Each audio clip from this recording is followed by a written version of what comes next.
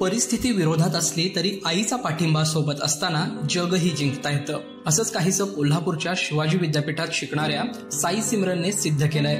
नुकत्याच शिवाजी विद्यापीठाचा 60वा दीक्षांत समारंभ पार पडला. त्याच समारंभात मूळची सांगलीतील शिराळा येथील साई सिमरन घाशी या विद्यार्थिनीला राष्ट्रपती सुवर्ण पदकाने सन्मानित करण्यात आले. त्यामुळे आपल्या मुलीने मिळवलेलं यश पाहून आईचा आनंद मात्र गगनात मावेनासा झालाय.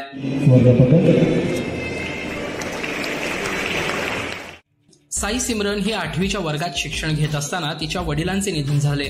मात्र आई आणि दोन्ही भावांनी मिळून तिचे शिक्षण थांबू दिले नाही. त्यामुळेच साई सिमरननेही जिद्दीने अभ्यास करून आपल्या आईची मान उंचावली आहे. राष्ट्रपती सुवर्ण पदक सारखा मोठा सन्मान आज मला मिळतोय याचा मला खरंच खूप अभिमान वाटतोय, आनंद होतोय.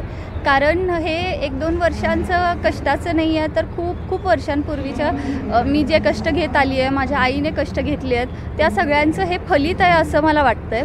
आणि खरंच मी आज एक वाक्य सांगू इच्छिते की I am not here to prove that how good I am, but I am here to prove that how great she is. कारण वेळोवेळी जो तिने सपोर्ट केला आहे आणि आज ती तशी खूप इमोशनल झालेली आहे आणि मला पण खूप आज इमोशनल फील होतं आहे. पण मी खरं सांगेन की याच्या मागं माझ्या आईचं खरं कष्ट आहे, माझ्या भावाचं आहे आणि खरंच तिच्या सपोर्टमुळे मी इथे आहे.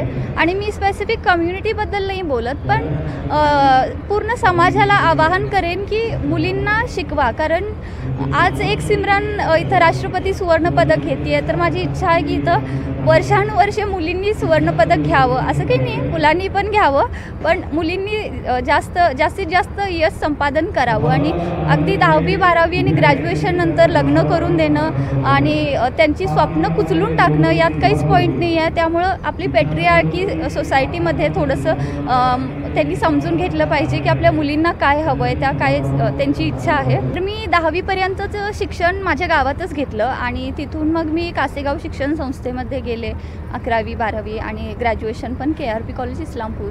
आणि UGच्या कॉलेजचे प्राध्यापक तर एक नंबर, कारण त्यांनी खरंच माझ्यातला स्पार्क ओळखला.